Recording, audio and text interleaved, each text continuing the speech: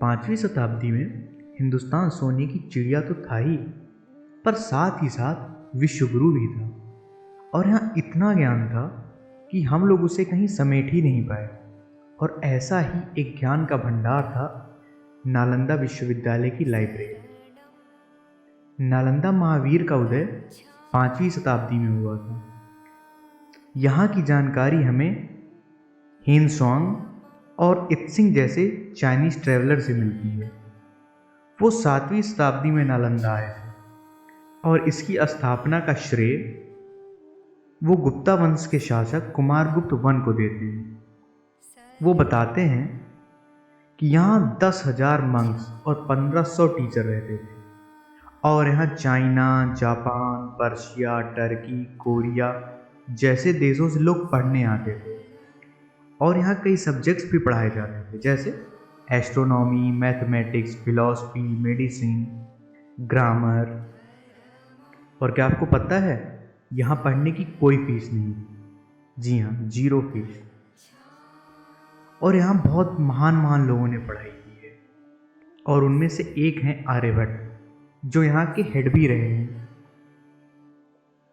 यह ज्ञान विश्व में 800 सालों तक बहता रहा। लेकिन 12वीं शताब्दी में कुछ ऐसा हुआ कि नालंदा अतीत के अंधेरे में खो गया। यहाँ 3 आक्रमण हुए। 2 आक्रमण के बाद तो इसे फिर से बना लिया गया था, पर तीसरे आक्रमण के बाद यह इतिहास के पन्नों में कहीं खो गया। पहला आक्रमण हुनास ने किया था, मिहिरकुला के नेतृत्व में, और यह आक्रमण समुद्रगुप्त के शासन के दौरान हुआ था। पर इस आक्रमण के बाद उस समय के शासक ने नालंदा विश्वविद्यालय को और भव्य बना दिया।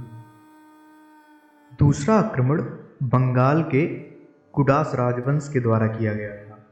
इसके बाद बुद्धिस्ट किंग हर्षवर्धन ने नालंदा को फिर से रिपेयर कर दिया। इसके बाद नालंदा पर तीसरा आक्रमण हुआ, जो तुर्किश इन्वेडर बख्तियार खिलजी ने किया था। इसके पीछे की एक रोचक कहानी है। कहा जाता है कि बख्तियार खिलजी एक बार बहुत बीमार पड़ गया, तो उसको किसी ने सलाह दी कि नालंदा के प्रिंसिपल राहुल श्री भद्र उसका इलाज कर सकते हैं। पर उसको किसी गैर मुसलमान से इलाज कराना मंजूर नहीं था, इसलिए वो इस सलाह को पहले नज़रअंदाज कर देता है। पर जब हालत और ख़राब होने लगती है तो वह राहुल श्री भद्रा को बुलाने पर मजबूर हो जाता है। पर खिलजी उसके सामने ये शर्त रख देता है कि वह कोई दवाई नहीं खाएगा। मतलब राहुल श्रीभद्र को उसे बिना किसी दवा के ठीक करना होगा।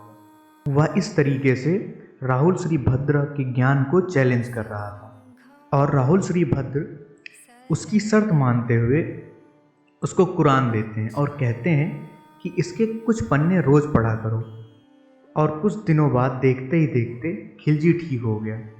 तो वह अचरज में था कि ऐसा हुआ कैसे। पर जब उसको पता चला कि राहुल ने कुरान में दवा लगा दी थी जो पढ़ते टाइम उस तक चली जाती थी, और इसी कारण वह धीरे धीरे ठीक होने लगा था, तो उसको बहुत जलन हुई कि इनके पास हमसे ज़्यादा ज्ञान कैसे है। तो वह उस ज्ञान के सोर्स नालंदा की लाइब्रेरी को डिस्ट्रॉय करने निकल पड़ा। यह उस समय दुनिया की सबसे बड़ी लाइब्रेरी थी, जिसका नाम धर्मगंज हुआ करता था। बख्तियार खिलजी ने यहाँ आक्रमण करके हजारों की संख्या में लोगों को मारा और लाइब्रेरी जला दी।